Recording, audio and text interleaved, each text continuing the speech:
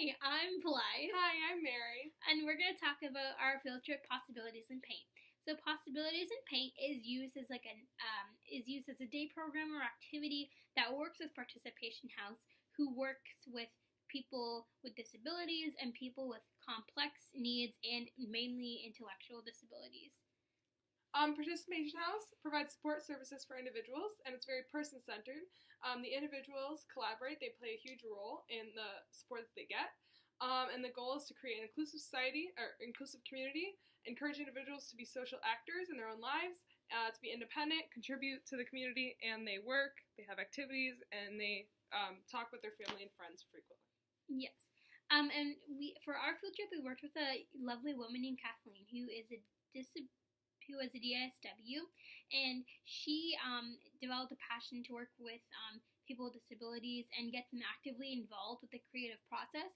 And she also said that the Possibilities in Paint program provides a baseline for those who want to continue their passion in art so that they can go out into the community.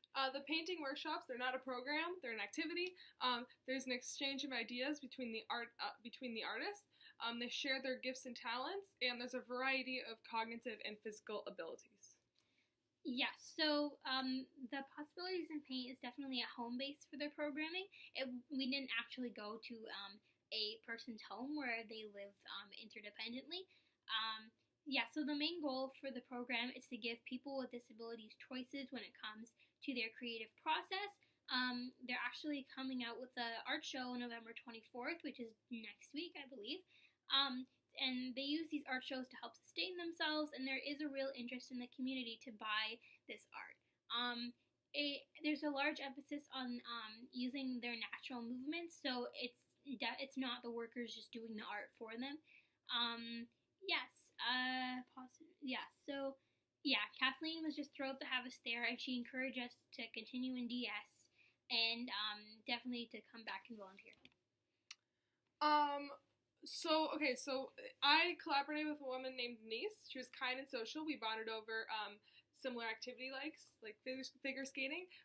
She has MS, so she thought art was something she would never be able to do.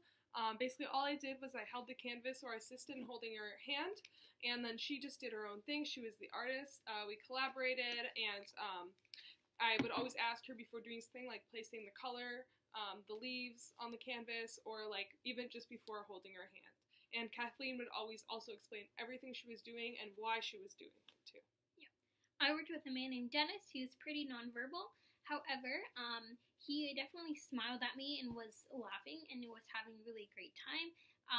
So the worker and I would put the paint on the canvas, and I would use his hand, and he would kind of create those natural movements for himself to create interesting patterns and strides and things like that. So there was definitely a segregator, specialized inclusion. The environment was catered for people with disability.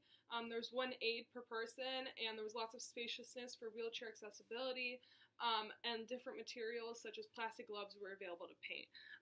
The pros of this is that no one was left out. It was accessible.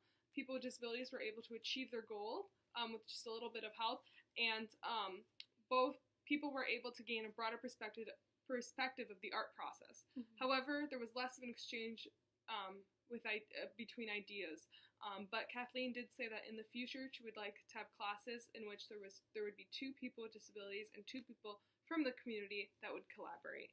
Yeah. From my perspective, the program is very individualized. The support workers help them create art on a one-to-one level. And it was very much a functional approach. So as we know, the strategies are kind of used to help people with disabilities really develop their potential so that they can participate in society, like on a socially functional level.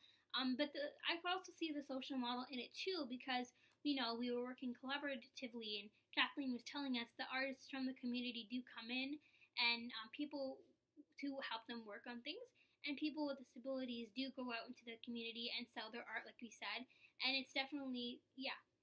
And the disability is seen as a gift, They don't create cookie cutter art. They create their own art that corresponds to their abilities. It's just one part of their identity. And the problem is that people with disabilities are often not giving opportunities to go out in the community and showcase their art. For example, like the bus system is very difficult for people with disabilities to get to classes and things like that.